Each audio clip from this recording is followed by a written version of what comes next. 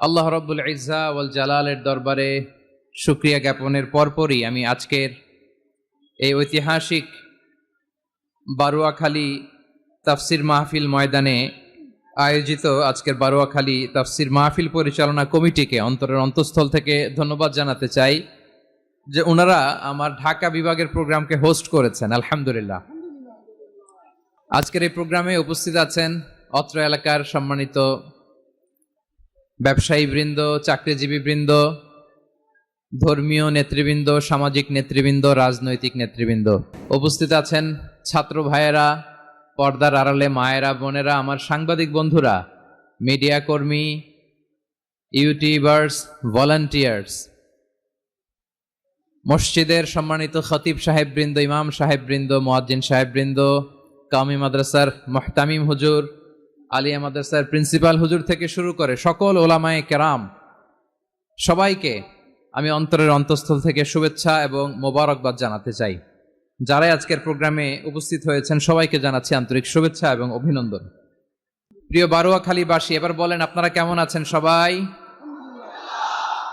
এই যে তরুণ শ্রোতারা, জেনজি অফ নবাবগঞ্জ, একটা সময় ছিল 50 ঊর্ধ্ব 60 ঊর্ধ্ব মুরব্বী বাবাজিরা মাহফিলে আসতেন, ওনারা এখনো আসেন, কিন্তু এখন 90% শ্রোতা হচ্ছে জেনজি,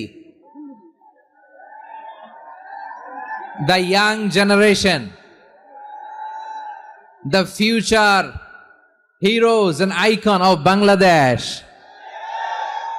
তোমাদের হাতেই বাংলাদেশ নিরাপদ। আমরা দেখেছি যত জুলুম, যত ফ্যাসিবাদ, যত অন্যায়, যত অত্যাচার, সব কিছুকে তোমরা দুমড়ে মুচড়ে সত্যের পয়গামকে 56,000 বাংলাদেশের প্রতিটি ইঞ্চি মাটিতে ছড়িয়ে দিয়েছো তোমরা। তোমাদের হাতে নিরাপদ এদেশের লাল সবুজের পতাকা। এজন্য তোমাদের কাঁধে অনেক দায়িত্ব, আবেগ আর বিবেকের সমন্বয়ে আমাদেরকে সামনে আগাতে হবে, বাংলাদেশকে রিবিল্ড করতে হবে। লেটস রিবিল্ড আওয়ার নেশন, ঠিক কিনা বলেন? এজন্য পরিশ্রমী হইতে হবে, কেরিয়ার গঠন করতে হবে, দেশের জন্য কাজ করতে হবে। পরিশ্রমে লজ্জা নেই, লজ্জা অলসতায়, ঠিক কিনা? পরিশ্রম করলে যে গা থেকে ঘাম ঝরে, এখানে যে লোনা পানি ঝরে, এই লোনা পানিতে জন্মায় সফলতার বীজ। আমার বারুয়াখালীর যুবক শ্রেণী, যুবক ভাইয়েরা, পরিশ্রমী হইতে হবে, ফ্যামিলির জন্য, নিজের জন্য, দেশের জন্য আমাদের কাজ করতে হবে। রাজি আছি তো সবাই? আল্লাহ সবাইকে কবুল করুক, আমরা পড়ি আমিন। প্রিয় ভাইয়েরা, আমাদের সময় খুব কম, কথা অনেক বেশি। অনেকে আপনারা দুপুরে খাবারও খেতে পারেননি, অনেকে গতকাল চলে আসছেন। গতকাল আসছেন কারা কারা দেখি? ইয়া সালাম। গতকাল যারা আসছে সব সামনের জায়গা প্যাক করে রাখছে একেবারে। মাশাআল্লাহ, মাশাআল্লাহ, আল্লাহ কবুল করো তুমি। প্রিয় ভাইরা, আজকের প্রোগ্রামটি খুবই সুশৃঙ্খল, ওয়েল অর্গানাইজড, ওয়েল ডিসিপ্লিন। বসুন বসুন, থামুন, কিছুই বলা লাগতেছে না আমার। আলহামদুলিল্লাহ, আলহামদুলিল্লাহ।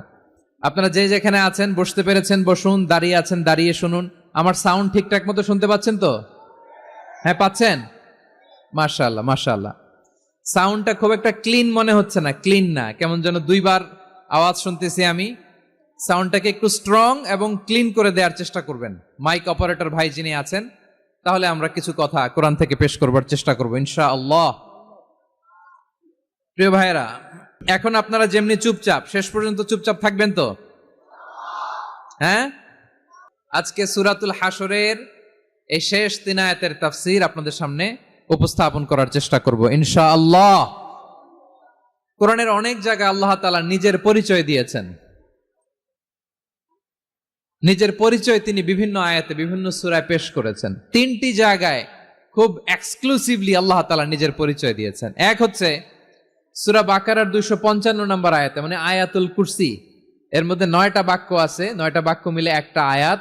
এই আয়াতে আল্লাহ তাআলা খুব চমৎকার ভঙ্গিমায়, চমৎকার ভাষা শৈলী ব্যবহার করে, খুব উচ্চাঙ্গের আরবি সাহিত্য দিয়ে একটি আয়াত নাজিল করেছেন। এই আয়াতটার নাম হচ্ছে আয়াতুল কুরসি। বিশ্বনবী বলেন, মান ক্বারাআ আয়াতাল কুরসি দুবুরা কুল্লি সালাতিন মাকতুবাতিন লাম ইয়ামনাহু মিন দুখুলিল জান্নাতি ইল্লাল মাউত।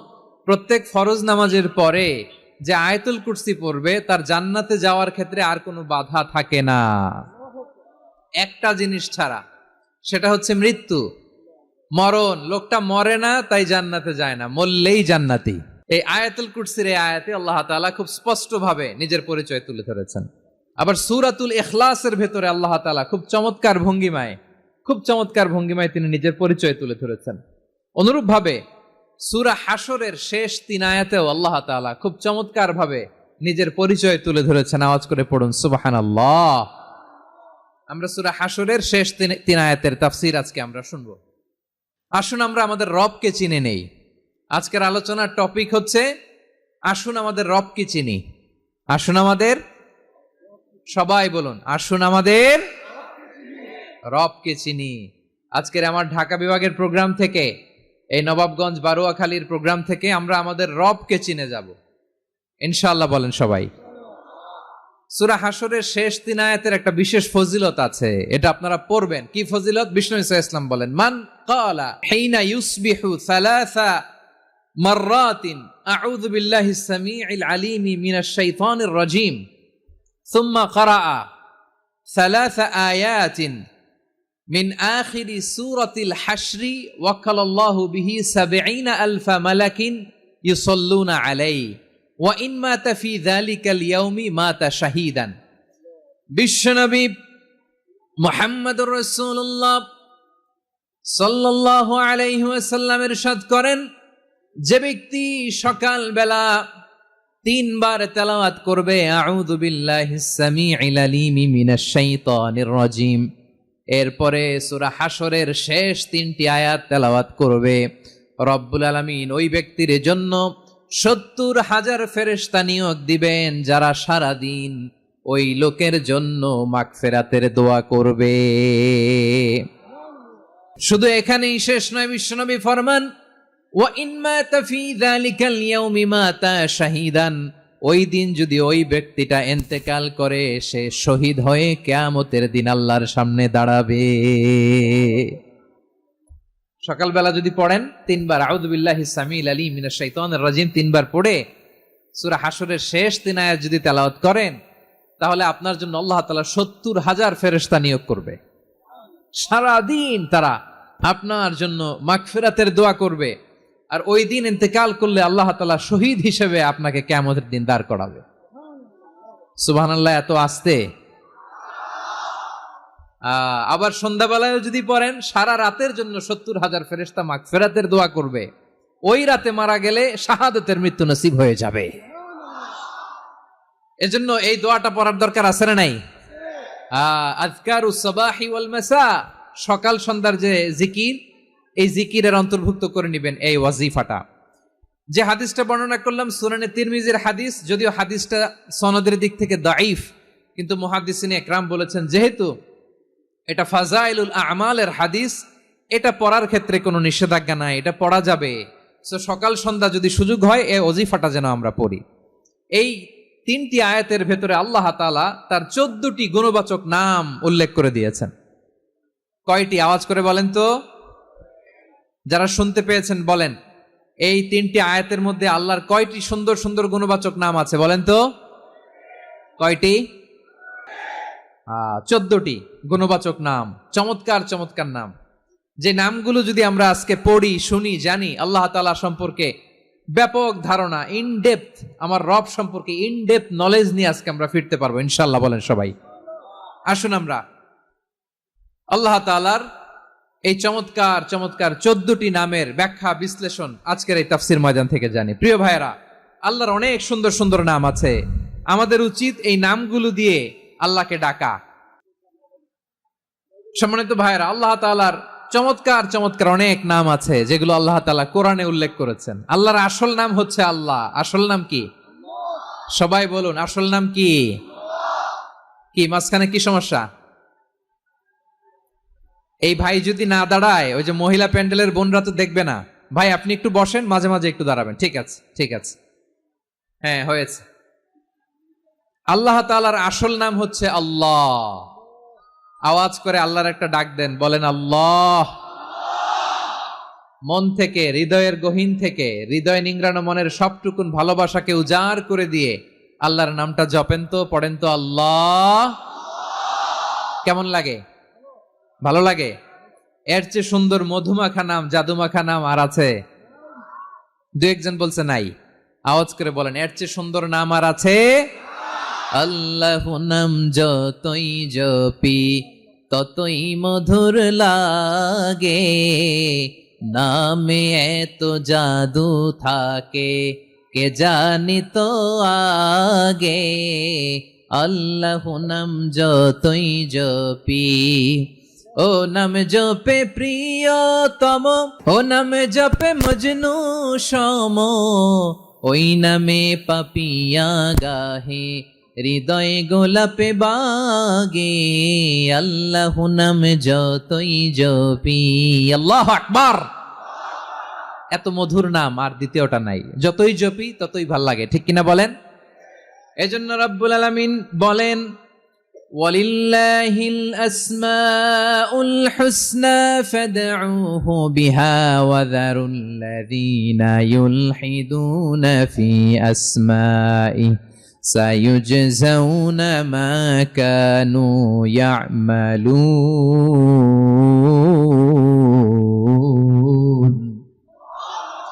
আল্লাহ বললেন, আমার অনেক সুন্দর সুন্দর নাম আছে, অনেকগুলো গুণবাচক সুন্দরতম নাম আছে। তোমরা এই নামগুলো ধরে আমি আল্লাহরে ডাকো, আর যারা আমি আল্লাহর নামের বিকৃতি ঘটায় তাদেরকে তোমরা বর্জন করো। আর তারা দুনিয়াতে যা করেছে আখিরাতের ফল তারা ঠিকই পাবে। সুবহানাল্লাহ বলেন। আল্লাহর অনেক সুন্দর সুন্দর নাম আছে, এগুলো ধরে ডাকতে বলা হয়েছে। আর যারা আল্লাহর নামের বিকৃতি করে তাদেরকে বর্জন করতে বলা হয়েছে। আপনি আল্লাহর নামের জিকির যখন করবেন, আপনি আমার আল্লাহর নামের বিকৃতি করতে পারবেন? বারোয়াখালীর ভাইরা বুঝে থাকলে আওয়াজ দেন, আল্লাহর নামের বিকৃতি করা যাবে? আপনি যখন জিকির করবেন স্পষ্ট শব্দে আল্লাহর নামটা বোঝা যেতে হবে। সুবহানাল্লাহ, ওয়ালহামদুলিল্লাহ, লা ইলাহা ইল্লাল্লাহ, আল্লাহু আকবার। একসাথে মিলিয়ে করেন অথবা আলাদা আলাদা করেন, অথবা শুধু আল্লাহ আল্লাহ এই নামের জিকিরও যদি করেন স্পষ্ট বোঝা যাইতে হবে। আল্লাহর নামের বিকৃতি করা যাবে, কিন্তু আল্লাহর নামের বিকৃতি করে জিকির এ দেশে আছে না নাই? আছে। দেখবেন জিকিরের মধ্যে হুই হুই হুই হুই হুই এরকম করতেছে, আছে না নাই? সবাই মিলে লাফাচ্ছে, দফাচ্ছে, মাথা ঝুলাচ্ছে, আর কি কি যেন বলে, ওইটার মধ্যে আমি আল্লাহর নাম খুঁজে পাই না, এরকম আছে না নাই? হ্যাঁ, হই হই করে কিম্ভূত কিমাকার অদ্ভুত আওয়াজ করে তারা জিকির করে, সেখানে আল্লাহর নাম নাই। এই জিকির আল্লাহর কাছে গ্রহণযোগ্য হবে? আল্লাহ বলেন, ওয়াযারুল্লাযীনা ইউলহিদুনা ফি আসমাইহি, খবরদার আমার নামের যারা বিকৃতি ঘটায় তাদেরকে তোমরা বর্জন করো। এজন্য জিকির যখন করব সুস্পষ্ট ভাবে আল্লাহ তাআলার নাম সেখানে থাকতে হবে, ঠিক কিনা বলেন? আবার আল্লাহ বলেন, যেমন মনে চায় তেমন জিকির তোমরা করো না। ফাযকুরুল্লাহা কামা আল্লামাকুম মা লাম তাকুনু তা'লামুন। তোমরা জানতে না, আল্লাহ তোমাদের জানিয়েছেন কেমন করে আল্লাহর নামের জিকির করতে হয়। যেমন আল্লাহ শিখিয়েছেন তেমন করে আল্লাহরে ডাকো, ঠিক কিনা বলেন? আল্লাহ তাআলা যেমন শিখিয়েছেন তেমন ভাবে আল্লাহ তাআলাকে ডাকতে হবে, ঠিক ওই পদ্ধতিতে আল্লাহ তাআলার নাম জপতে হবে।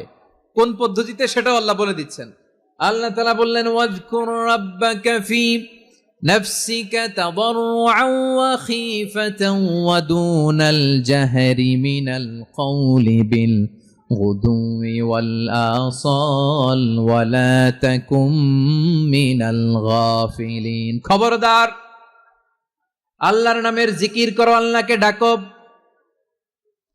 ফি নাফসিকা মনে মনে, তাদাররুআন সবিনয়ে, খীফাতান ভীত বিহবল চিত্তে, দুনাল জাহারি মিনাল কওল অনুচ্চ স্বরে অনুচ্চ আওয়াজে। এভাবে আল্লাহর ডাকলে সেই ডাকা কবুল করে নিবে কে?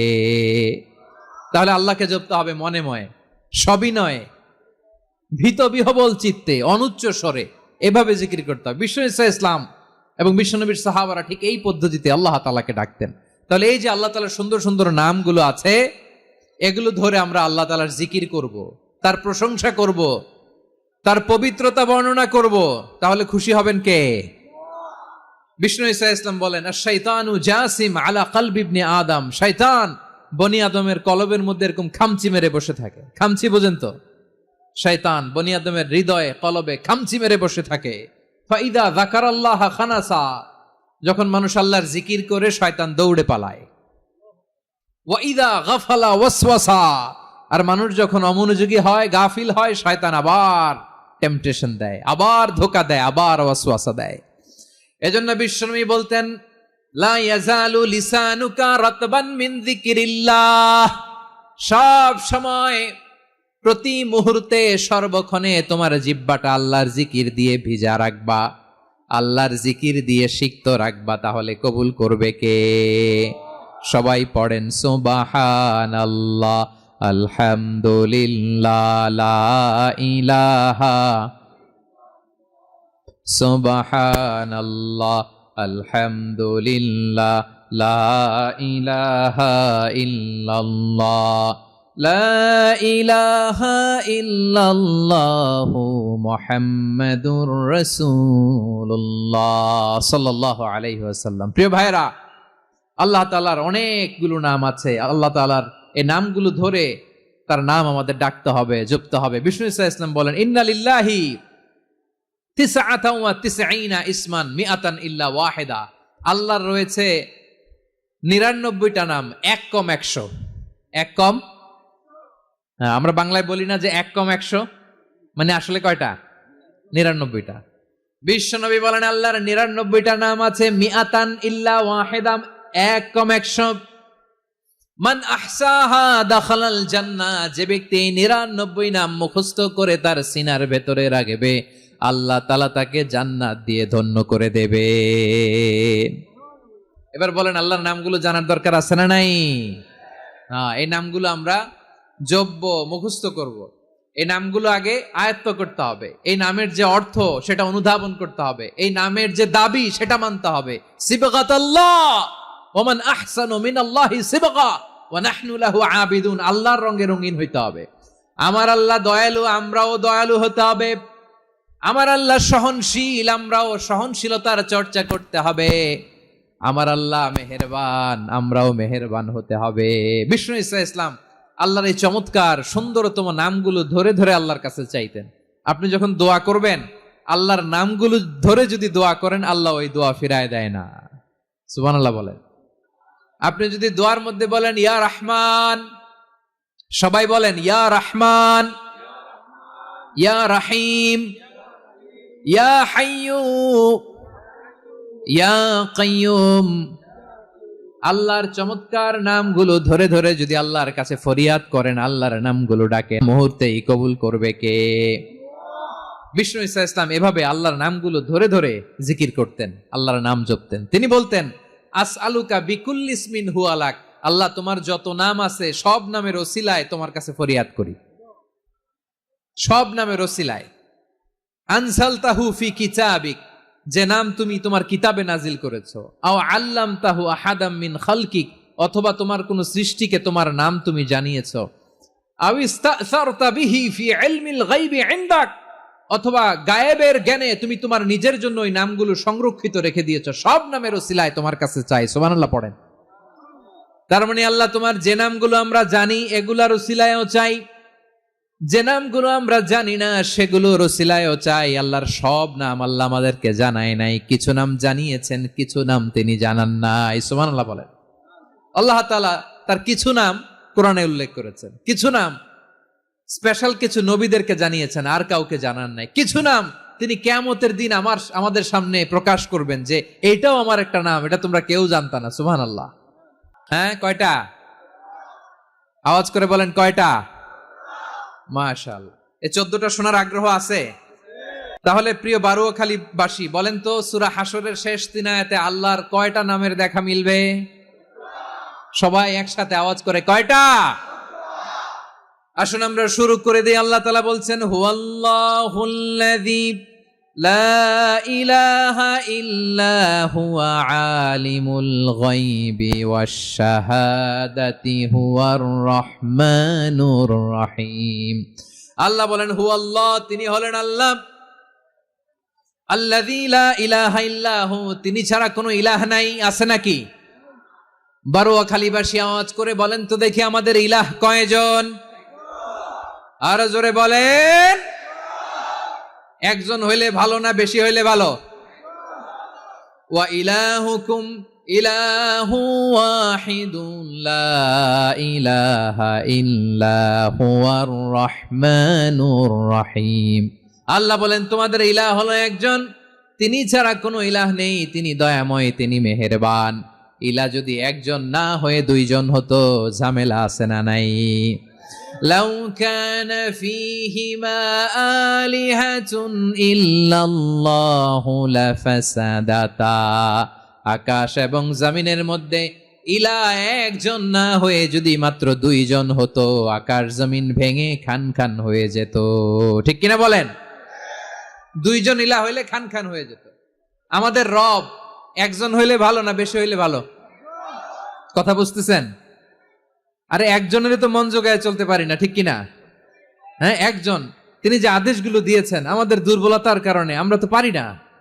যদি 10 জন হইতো, ওই 10 জনের হ্যাপি করতে পারতাম, তাদেরকে স্যাটিসফাই করা যেত এত সহজে? 10 জনের 10 নিয়ম থাকতো। একজন বলতো আমার সেজদা দিবি সকালে, আরেকজন বলবে আমার জন্য নামাজ পড়বি 3 বার, আরেকজন বলবে আমার জন্য যাকাত দিবি এতবার, আরেকজন বলতো আমার জন্য কুরবানি দিবা এতবার। তাহলে আমাদের জন্য কঠিন হয়ে যেত, ঠিক কিনা? যদি ইলাহ একজন না হয়ে একাধিক হতো, একজন বলতো না আমি মহাবিশ্ব এভাবে চালাবো, আরেকজন বলতো না আমার মন চায় এভাবে, আমি এভাবে চালাবো, একজন বলতো সূর্য আমি পূর্ব দিকে উঠাবো, আরেকজন বলতো না আমি দক্ষিণ দিকে উঠাবো, আরেকজন বলবে না আমি উত্তর দিকে উঠাবো। এরকম আছে না নাই? ঝামেলা লেগে যেত। এজন্য বেশি রব হইলে আমাদের জন্য ঝামেলা, খোদা বেশি হইলে আমাদের লস। একজন হওয়াতে আমরা বেঁচে গেছি। বারোয়াখালীবাসী আওয়াজ করে না, কথা বলে না। রব খোদা একজন হওয়াতে আমাদের সুবিধা হয়েছে না? এজন্য আল্লাহ বলেন লা ইলাহা ইল্লাহু, তিনি ছাড়া তোমাদের কোনো ইলাহ নাই, তিনি একজন। লা ইলাহা ইল্লাহু আলিমুল গায়বি ওয়াশ শাহাদা, তিনি প্রকাশ্যেরও মালিক অপ্রকাশ্যেরও মালিক। তিনি যেটা ওপেন এটাও জানেন, যেটা গোপন সিক্রেট ওইটাও জানেন। আলিমুল গায়বি ওয়াশ শাহাদা, তিনি গায়েবের মালিক, গায়েবের জ্ঞানী, যেটা দেখা যায় না, অদৃশ্য, জানা নাই, এটাও তিনি জানেন। এগুলো জানতে তার কোনো মাধ্যমের প্রয়োজন হয় না। অতীতে কি হয়েছে, বর্তমানে কি চলছে, ভবিষ্যতে কি হবে, সব তার জ্ঞানের ভেতরে আছে না নাই?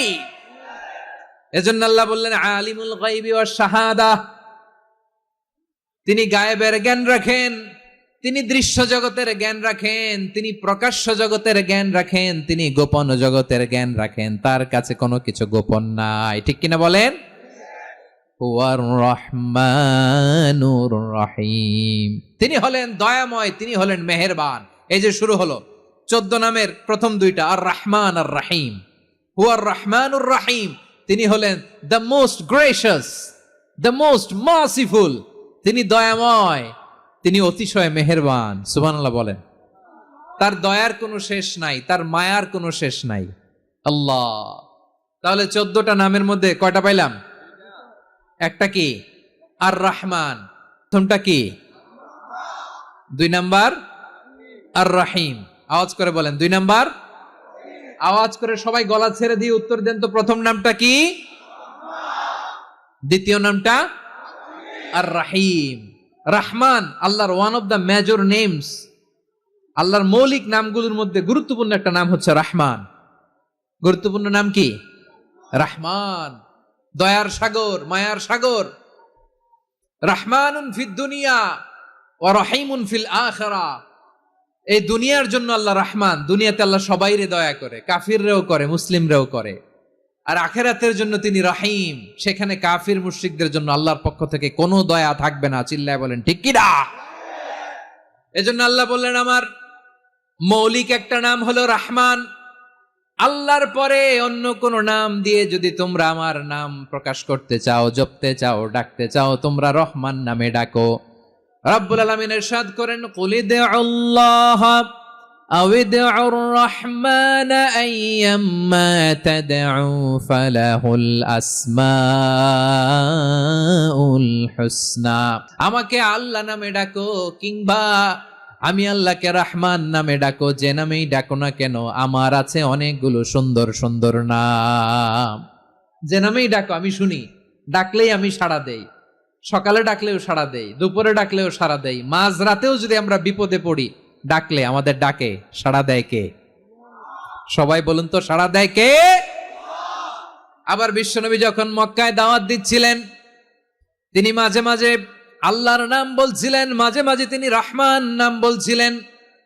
যখন তিনি বললেন ওয়াইদা কিলা লাহুমুসজুদু লিররহমানি ক্বালু ওয়ামার রহমান। বিশ্বনবী মক্কায় যখন মক্কার কাফিরদেরকে, কুরাইশদেরকে বলল তোমরা রহমানকে সেজদা দাও, রহমানের ইবাদত করো, রহমানের জন্য সেজদায় লুটিয়ে পড়ো, মক্কাবাসী বলে রহমান আবার কে? রহমান রে তো চিনি না।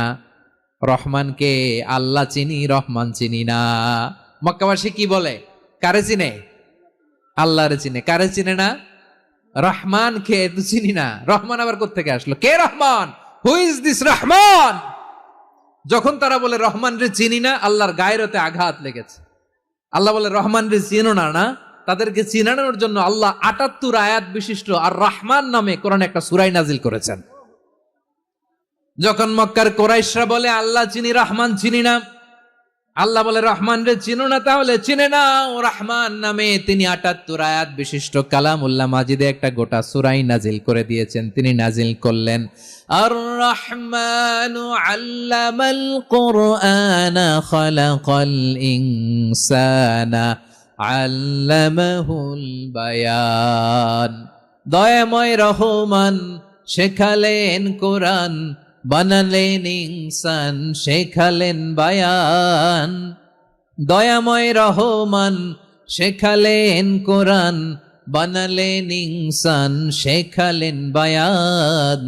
দয়াময় রহমান শেখালেন কোরআন, বানালেন ইনসান, শেখালেন বায়ান। পড়েন আল্লাহু আকবার। আল্লাহ বলে রহমান কারে বলে চেনো না? শুনে নাও, ৭৮ আয়াত বিশিষ্ট গোটা একটা সূরা নাজিল করে দিলাম, সূরাতু আর রহমান। আর রহমান তিনি দয়ালু, আল্লামাল কোরআন, তিনি মানুষকে কোরআন শিখিয়েছেন। খালাকাল ইনসান, মানুষ বানিয়েছেন। আল্লামাহুল বায়ান, মানুষকে কথা বলা, বর্ণনা করা শিখিয়েছেন। পড়েন সুবহানাল্লাহ। গোটা একটা সূরা নাজিল করেছেন, সূরাতু আর রহমান। তার নাম হচ্ছে আর রহমান। আর রাহিম মানে দয়াময়, মেহেরবান। তার দয়া যে কত বেশি আপনি কল্পনাও করতে পারবেন না, আপনি কল্পনাতেও আনতে পারবেন না তার দয়া কত বেশি। বিশ্বনবী সাল্লাল্লাহু আলাইহি ওয়াসাল্লাম ফরমান লাম্মা কাদাল্লাহুল খালকা কাতাবা ইনদাহু ফাওকা আরশিহি। আল্লাহ যখন মহাবিশ্বের সব সৃষ্টি করে সারলেন, তিনি আরশের উপরে লিখলেন সাবাকাত রাহমাতি গাদাবি। সাবাকাত রাহমাতি গাদাবি কোথায় লিখছে? আরশের উপরে। আওয়াজ করে বলেন তো কোথায় লিখেছে? আরশের উপরে আল্লাহ লিখলেন সাবাকাত রাহমাতি গাদাবি। এর মানে হলো আমার দয়ার কাছে, আমার ভালোবাসার কাছে আমার ক্রোধ পরাজয় বরণ করেছে। আমার দয়ার কাছে আমার রাগ কিংবা ক্রোধ পরাজয় বরণ করেছে। মানে আমি আল্লাহর দয়া আছে, আবার আমি আল্লাহর ক্রোধ বা রাগ আছে, কিন্তু আমি আল্লাহর রাগের চেয়ে দয়া বেশি। আওয়াজ করে বলেন আল্লাহর রাগ বেশি না দয়া বেশি? আল্লাহর যদি রাগ থাকতো আমরা বাঁচতে পারতাম? যে পরিমাণে আকাম কুকাম আমরা করি, অপকর্ম করি, অন্যায় করি, জুলুম করে জুলুমের আড্ডাখানা বানিয়ে রেখেছি গোটা দুনিয়াকে, আল্লাহ যদি মুহূর্তে মুহূর্তে রেগে যেতেন আমরা বাঁচতে পারতাম? মহাবিশ্ব সৃষ্টির পরেই তিনি আরশের উপরে লিখেছেন সাবাকাত রাহমাতি গাদাবি, মানে আমি আমার দয়ার কাছে আমি আল্লাহর ক্রোধ, রাগ, ক্ষোভ এটা পরাজিত হয়েছে। সুবহানাল্লাহ বলেন। আবার বিষ্ণু বললেন জাআলাল্লাহুর রাহমাতা মিয়াতা জুজ। আল্লাহ দয়ার ভালোবাসাকে ১০০ টুকরা করলেন। ৯৯ টুকরা দয়া মায়া ভালোবাসা আল্লাহ নিজের কাছে রেখে দিলেন, আর ১ টুকরা দয়া মায়া ভালোবাসা আল্লাহ গোটা বিশ্বের সবার মাঝে ঢেলে দিলেন। দয়া মায়া ভালোবাসা ১০০ টুকরা করে আল্লাহ নিজের কাছে রাখছেন কয় টুকরা? সবাই বলেন ৯৯ টুকরা। আর গোটা বিশ্বের সবার মাঝে ভাগ করে দিয়েছেন কয় টুকরা? এবার এই ১ টুকরার নমুনা দেখেন তো পৃথিবীতে। স্বামী স্ত্রীর জন্য কত ভালোবাসা, বন্ধু বন্ধুর জন্য কত ভালোবাসা। গার্লফ্রেন্ড বয়ফ্রেন্ডের জন্য গলায় ফাঁস লাগায়, আছে না নাই? এই এখন গলার আওয়াজ বাড়ছে ইয়াংদের। হুজুর এখন গার্লফ্রেন্ড বয়ফ্রেন্ডের ভিতরে ঢুকছে, এখন আমরা আছি হুজুর। জেগে উঠছে বারুয়াখালী। দেখেন এই তো কয়েকদিন আগেই তো, কত বছরের 12 না কত বছরের এক মেয়ে, কত বছর, 11। ওই দেখেন সব মুখস্থ দুষ্টগুলার। 11 বছরের, তারে কি বলবো, তরুণীও তো না, কিশোরী। এই কিশোরী ভালোবাসার টানে বাপ মা থুইয়া চলে গেছে কোথায়। দেখেন ভালোবাসারে আল্লাহ 100 টুকরা করেছেন, 99 টুকরা ভালোবাসা আল্লাহ নিজের জন্য রেখেছেন, 1 টুকরা আমাদের সবাইকে ভাগ করে দিয়েছেন। যত পাখি আছে পৃথিবীতে, যত মাছ আছে, যত প্রাণী আছে, যত মানুষ আছে, যত জিন আছে, আমরা সবাই মিলে পেয়েছি ভালোবাসার কয় টুকরা? আর আরশে আজিমের অধিপতি আল্লাহ, তিনি তার কাছে ভালোবাসা রেখে দিয়েছেন কয় টুকরা? তাহলে এবার আওয়াজ করে বলেন, আল্লাহর রাগ বেশি নাকি দয়া বেশি?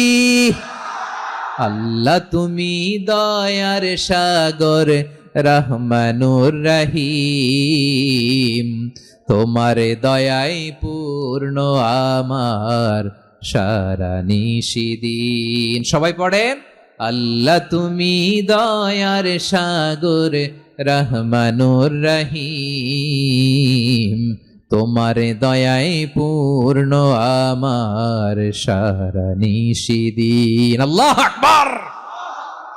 আল্লাহ বলেন, রাহমাতি ওয়াসিয়াত কুল্লা শাই, গোটা বিশ্বের সব জায়গায় আমি আল্লাহর রহমত বিস্তৃত, এমন কোন জায়গা নাই যেখানে আমি আল্লাহর রহমত নাই। ঠিক কিনা বলেন? এমন কোন জায়গা নাই আমি আল্লাহর রহমত নাই। আমি আল্লাহর রহমত ছাড়া গাছের একটা পাতা নড়ে না, আমি আল্লাহর দয়া রহমত ছাড়া গাছের একটা পাতা পড়ে না, আমি আল্লাহর দয়া রহমত ছাড়া আকাশ থেকে এক ফোঁটা বৃষ্টি ঝরে না। তিনি হলেন রহমান, তিনি হলেন রাহিম। ঠিক কিনা বলে? আল্লাহরে চিনতেছেন? আলোচনার বিষয় কি? আসুন আমাদের রবকে চিনি। তিনি হলেন আর রহমান, তিনি হলেন আর রাহিম। তার দয়ার কোনো শেষ নাই, তার মায়ার কোনো শেষ নাই। বনি ইসরাইলের এক লোক 500 বছর আল্লাহর ইবাদত করেছে। কয় বছর? কোথায় জানেন? সাগরের মাঝখানে এক পাহাড়, ওই পাহাড়ের উপরে বসে 500 বছর টানা আল্লাহর ইবাদত। দিনে আর রাতে একবার করে নিচে নামতেন। সেখানে আল্লাহ তাআলা পাথরের ভেতর থেকে তার জন্য মিঠা পানির ব্যবস্থা করে দিয়েছেন, আর একটা ডালিম গাছের ব্যবস্থা করে দিয়েছেন। সকালে নামলে একটা টসটসে ডালিম, রাতে নামলে টসটসে ডালিম। এগুলো খেয়ে খেয়ে 500 বছর সে আল্লাহর ইবাদত করেছে। আর সে আল্লাহর কাছে বলেছে, আল্লাহ আমি যখন মারা যাব সেজদারত অবস্থায় যেন মারা যাই। ঠিকই আল্লাহ সেজদারত অবস্থায় সাইয়েদনা আজরাইলকে পাঠিয়ে দিলেন। সেজদারত অবস্থায় লোকটা মারা গেল। 500 বছর ইবাদতের পরে আল্লাহর দরবারে কিয়ামতের কঠিন ময়দানে যখন লোকটা হাজির হয়ে যাবে, আল্লাহ বলবেন, আদখিলু আবদি আল জান্নাতা বিরহমাতি, আমার বান্দাকে আমার দয়া, আমার ভালোবাসা দিয়ে জান্নাতে ঢুকায়া দাও। 500 বছর ইবাদত করছে তো আমার দয়ায় আমার বান্দারে জান্নাত দাও। এই বান্দা বলে, বালবি আমালি, আল্লাহ তোমার দয়া লাগবে কেন? আমি আমার আমল দিয়ে জান্নাতে যেতে চাই। কি দিয়ে? কথা বুঝে নাই বোধহয়। আল্লাহর এই বান্দা কি দিয়ে জান্নাতে ঢুকতে চায়? আমল দিয়ে। আল্লাহ বলছে, আমার দয়ায় আমার বান্দারা জান্নাতে নিয়ে যাও ফেরেশতারা। এ বলে, আল্লাহ তোমার দয়া লাগবে কেন? সেজদা তো কম দেই নাই, জিকির করতে করতে 500 বছর শেষ করে দিলাম, আবার তোমার দয়া লাগবে? আমি তো আমার আমলেই জান্নাতে যেতে পারি। আল্লাহ বলবেন, তাই ঠিক আছে, আমি চাইলাম দয়া দিয়ে জান্নাত দিব, তুমি চাইলে আমল দিয়ে ঢুকবা। ঠিক আছে, তোমার আমল আর আমার যে দয়া, দুইটার একটু মাপ দেই। তোমার 500 বছরের ইবাদত এক পাল্লায় রাখো। আর আল্লাহ বললেন, আমি যে দয়া করে এই দুনিয়ার নাজ নেয়ামত বিউটি সৌন্দর্য দেখার জন্য তোমারে 2টা চোখ দিয়েছিলাম, 2টা নয়, একটা চোখ আরেক পাল্লায় রাখো। রাখা হবে, দেখা যাবে ওই 500 বছরের ইবাদত হালকা হয়েছে, আর মুহূর্তের মধ্যে আল্লাহর দেয়া একটা চোখের নেয়ামত ভারী হয়ে গিয়েছে। আল্লাহ বলবেন, তোমার কথা মতো মাপ দেয়া হলো, এবার ফলাফল দেখো, হিসাব বলে তুমি এখন জাহান্নামে যাবা। Go to the hell fire, যাও এবার জাহান্নামে যাও। মাপ জোখে যখন আসছো আমার সাথে হিসাব ক্যালকুলেশন, যাও তুমি এবার জাহান্নামে যাবা। এবার লোকটা কাচুমাচু করে বলে, আল্লাহ আমি বুঝি নাই, আল্লাহ আমি বুঝতে পারি নাই, খেয়াল করি নাই, তুমি আমারে ক্ষমা করো, তুমি আমারে মাফ করো। ও আল্লাহ, এবার আমি টের পেয়েছি, এবার আমি বুঝতে পেরেছি তোমার দয়া ছাড়া দুনিয়ায় কেউ জান্নাতে যেতে পারবে না, কেউ পারবে না। আল্লাহ বললেন, ওরে গোলাম, তুই তো কিছুই ছিলি না, অস্তিত্বহীনতা থেকে তোরে অস্তিত্বে আনলো কে? ওই ছোট্ট শুক্রাণু থেকে মায়ের পেটে 9 মাস ধরে খাবার দিয়েছে কে? আবার সুস্থতার সাথে দুনিয়ার বুকে তোরে ডেলিভারির ব্যবস্থা করে দিল কে? আবার তোর মায়ের বুকের ভেতরে 2টা খাবারের লাইনের ব্যবস্থা করে দিল কে? আবার তোকে শৈশব পেরিয়ে কৈশোর পেরিয়ে তারুণ্য, তারপরে যৌবন, এগুলো দান করলো কে? তার চেয়েও বড় কথা, পাহাড়ের মাঝখানে, সাগরের মাঝখানে 500 বছর ইবাদত করার শক্তি তোর গায়ে দিয়েছে কে? এই সাগরের মধ্যে লোনা পানি, লবণের পানি মুখে দেয়া যায় না, সেখান থেকে আমি পাহাড়ের ভেতর থেকে মিঠা পানির ব্যবস্থা করে দিলাম। ওই জায়গায় তোরে রিজিকের বন্দোবস্ত করলো কে? সকাল বিকাল 2 বেলা টসটসে ডালিম খাওয়ার ব্যবস্থা করে দিল কে? তোর আবদার ছিল, আল্লাহ আপনি আমারে সেজদারত অবস্থায় রুহু কবজ করবেন, তোর শেষ আবদারটাও পূরণ করেছে কে? ও গোলাম, আমার রহমতের তুলনায়, আমার নেয়ামতের তুলনায় তোর 500 বছরের ইবাদতের কোনো ওজনই হবে না। গোটা বিশ্বের কেউ কোনোদিন আমার জান্নাতে ঢুকতে পারবে না আমি আল্লাহর দয়া ছাড়া। হুয়া রহমানুর রহিম, তিনি দয়াময়, তিনি মেহেরবান। জিব্রাইল আলাইহিস সালাম বিশ্বনবীর এই লম্বা হাদিসটা যখন শোনালেন, আমি যা যা বলছি এটা বিশাল এক হাদিসের অনুবাদ। বললেন, ইয়া মুহাম্মদ, এই দুনিয়ার সবটাই চলে আল্লাহর রহমত দিয়ে। তখন বিশ্বনবী সাহাবাদের বললেন, ও সাহাবারা শোনো, আল্লাহর জান্নাতে কেউ কোনোদিন প্রবেশ করতে পারবে না তার রহমত ছাড়া। সাহাবারা বললেন, ইয়া রাসূলুল্লাহ, আপনিও কি আল্লাহর রহমত ছাড়া প্রবেশ করতে পারবেন না? বিশ্বনবী বললেন, না, আমিও না। আমি বিশ্বনবীও আল্লাহর জান্নাতে আল্লাহর রহমত ছাড়া ঢুকতে পারবে না, তবে কিয়ামতের দিন আল্লাহর রহমত আমার চারদিকে বেষ্টনী দিয়ে থাকবে। আল্লাহ নিজের পরিচয় দিয়ে বললেন, আলিমুল গায়বি ওয়াশ শাহাদাতি হুয়ার রহমানুর রহিম। আমি হলাম রহমান, আমি রাহিম। আল্লাহরে চিনছেন? ওবারও খালির ভাইয়ের, আপনার রবকে চিনতে পারতেছেন? তিনি দয়ার সাগর, তিনি মায়ার সাগর। তার দয়ার সাগর যে কত বড় আপনার কল্পনাতেও নাই। এজন্য আপনার পাপ যত বড় হোক, অন্যায় যত বড় হোক, অপরাধ যত বড় হোক, আপনার জুলুম যত বড় হোক, আল্লাহর রহমান নামের দরিয়া তার চাইতেও বড়। আল্লাহ বললেন, খুলিয়া ইবাদিয়াল্লাযীনা আসরাফু আলা আনফুসিহিম লা তাকনাতু মির রাহমাতিল্লাহ ইন্নাল্লাহা ইয়াগফিরুয যুনুবা জামিআ ইন্নাহু হুয়াল গফুরুর রহিম। ও আমার গুনাহগার বান্দারা শোনো, জুলুম করেছো, ভুল করেছো, অন্যায় করেছো, আল্লাহর রহমত থেকে নিরাশ হয়ো না।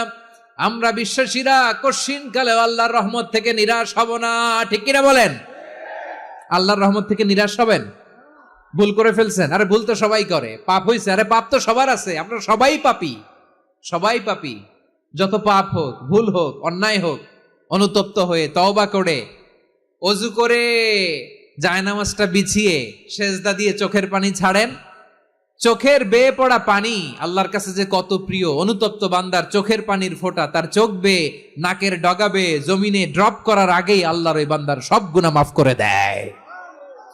আল্লাহ বললেন, আমি রহমানুর রহিম, আমি দয়াময়, আমি মেহেরবান।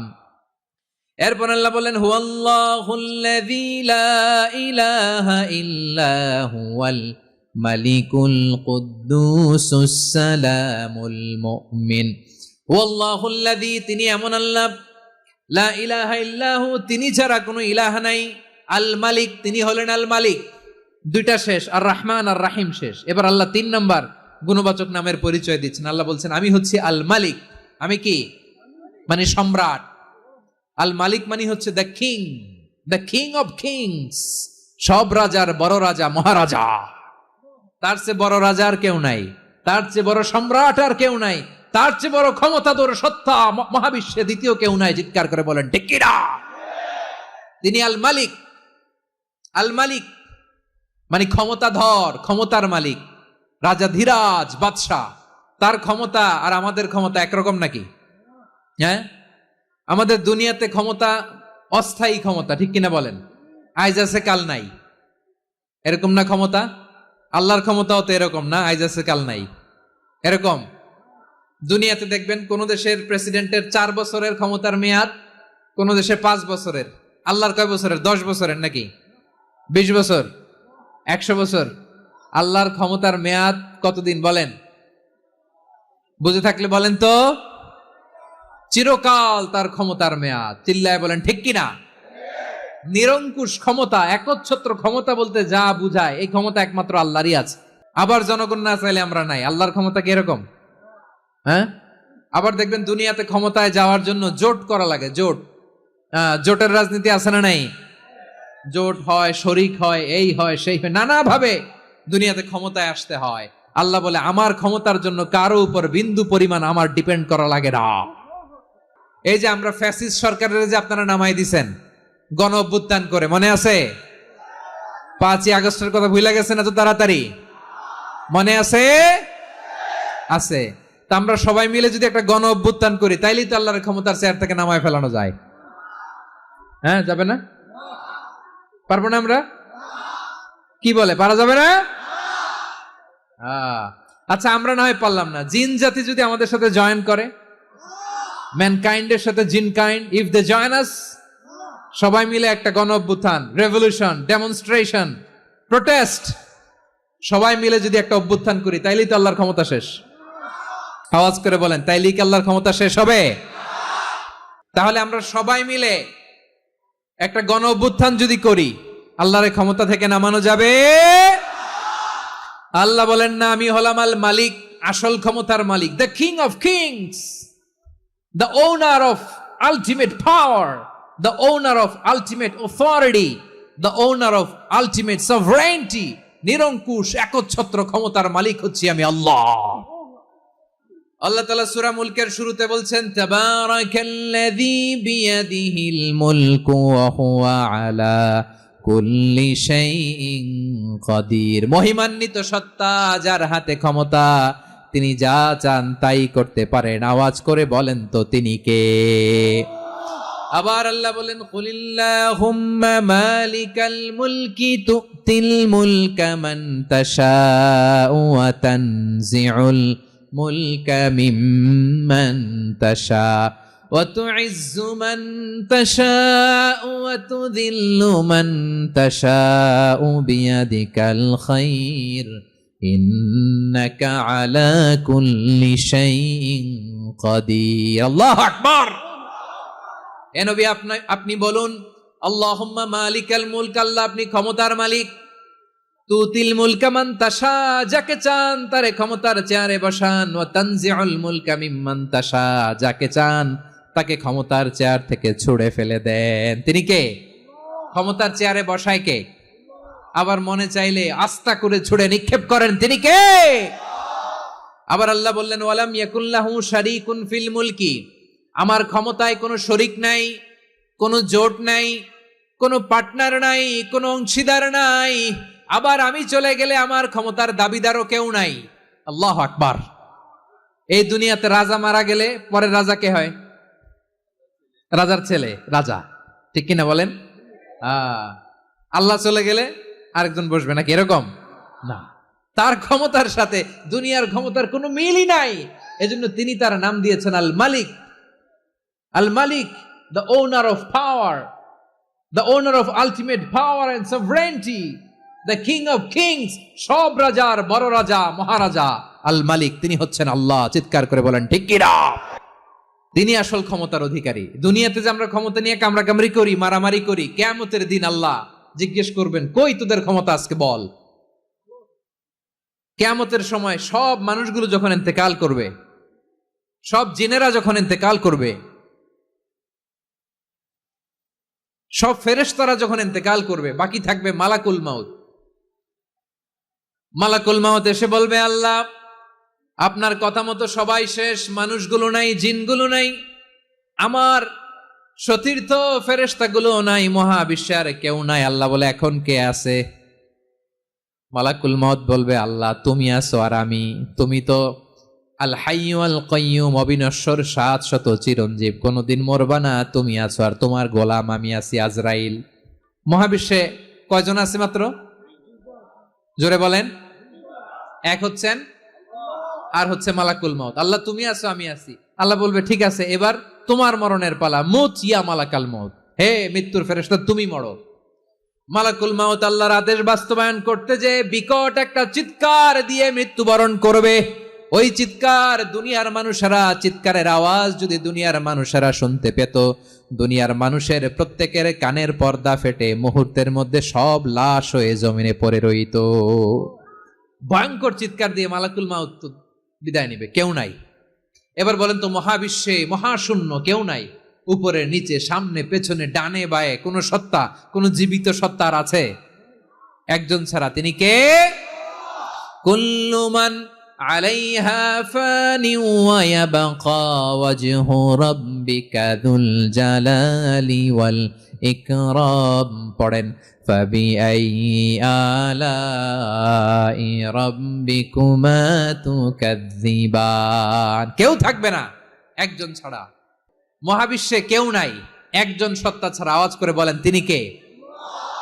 এবার আল্লাহ ডেকে বলবেন, লিমানিল মুলকুল ইয়াউম, লিমানিল মুলকুল ইয়াউম, ক্ষমতা কার? Who belongs the kingdom today, who belongs the power authority today, who belongs the sovereignty today. আজকে ক্ষমতা কার? দুনিয়াতে ক্ষমতা নিয়ে এত কামড়াকামড়ি, দুনিয়াতে চেয়ার নিয়ে এত মারামারি, এত অত্যাচার, এত রক্তপাত, এত ব্লাডশেড, আজকে বলো তো ক্ষমতা কার? কার ক্ষমতা? মহাশূন্যে কোনো আওয়াজ নাই, শুধু আমার রবই বলবেন লিমানিল মুলকুল ইয়াউম, আজকে ক্ষমতা কার? কোনো আওয়াজ নাই, উত্তর দেওয়ার মতো জীবিত কোনো সত্তা নাই, ফলে কেউ উত্তর দিতে পারবে না। আল্লাহ নিজেই প্রশ্নের উত্তর দিয়ে বলবেন, লিল্লাহিল ওয়াহিদিল কাহ্হার, একচ্ছত্র অধিপতি, ক্ষমতার মালিক আল্লাহ ছাড়া কারোর জন্য কোনো ক্ষমতা নাই। চিল্লায় বলেন ঠিক কিনা? তাহলে আর রহমান আর রাহিমের পরে আমরা জানলাম আমার আল্লাহর আরেকটা সুন্দর গুণবাচক নাম হচ্ছে আল মালিক। কি নাম? আল মালিক, মানে দ্য কিং, রাজাধিরাজ, সব রাজার বড় রাজা, মহারাজা। এরপরে 4 নম্বরে আল্লাহ বললেন আল কুদ্দুস, তিনি হলেন আল কুদ্দুস। আল কুদ্দুস মানে হচ্ছে অতি পবিত্র, মহাপবিত্র, the most holy, the absolutely pure, যার কোনো খুঁত নাই। আল্লাহর কোনো খুঁত আছে? তিনি মহাপবিত্র। আল্লাহর পবিত্রতা যখন আমরা বর্ণনা করি আল্লাহ খুশি হয়ে যান, কারণ তার সত্তার একটা বৈশিষ্ট্য হচ্ছে তিনি আল কুদ্দুস। বারোয়াখালীবাসী আল্লাহর নামটা একটু জপেন না, বলেন আল কুদ্দুস, অতি পবিত্র, তার মধ্যে কোনো অপবিত্রতার ছিটে ফোঁটা নাই, মহাপবিত্র, the most pure, the most holy, অতি পবিত্র। ফেরেশতারা বলেছিল, আল্লাহ আপনি মানুষ কেন বানাবেন? নাহনু নুসাব্বিহু বিহামদিকা ওয়া নুকদ্দিসু লাক। এই যে নুকদ্দিসু কুদ্দুস পাইছেন? তারা বলেছিল, আল্লাহ মানুষ কেন বানাবেন? মারামারি করবে, আমরাই তো ভালো, আমরাই আপনার মহিমা বর্ণনা করি, আমরাই আপনার পবিত্রতা বর্ণনা করি। নুকদ্দিসু লাক, তার মানে আল কুদ্দুস। আবার আমার নবী, বিশ্ব নবী যখন সিজদায় লুটিয়ে পড়তেন, আম্মা জানা এসে বলেন, আমরা তো সিজদার মধ্যে সুবহানা রাব্বিয়াল আলা বলেই শেষ, কিন্তু বিশ্বনবী তাহাজ্জুদের নামাজে, নফল নামাজে, সুন্নত নামাজে 3 বার সুবহানা রাব্বিয়াল আলা তাসবিহ পড়ার পরে তিনি পড়তেন সুবহুন কুদ্দুসুন রাব্বুল মালাইকাতি ওয়ার রূহ। সুবহ কুদ্দুস রব্বুল মালাইকাতি ওয়ার রূহ। সিজদায় লুটিয়ে পড়ে বিশ্বনবী এই দোয়াটা পড়তেন। নফল নামাজে, সুন্নাত নামাজে কিংবা তাহাজ্জুদের নামাজে সুবহানা রাব্বিয়াল আলার পরে কি পড়তেন? সুবহুন। আওয়াজ করে বলেন, সুবহুন কুদ্দুসুন রব্বুল মালাইকাতি ওয়ার রূহ। মানে আল্লাহ আপনি প্রশংসিত, আল্লাহ আপনি অতি পবিত্র, আপনি সব ফেরেশতা কুলের রব, ফেরেশতাদের সরদার জিব্রাইলের রব। সুবহানাল্লাহ। আজকে থেকে পড়বেন সিজদায়? হ্যাঁ, বারোখালীবাসী পড়বেন নাকি? হুজুর নামাজে তো পড়ি না।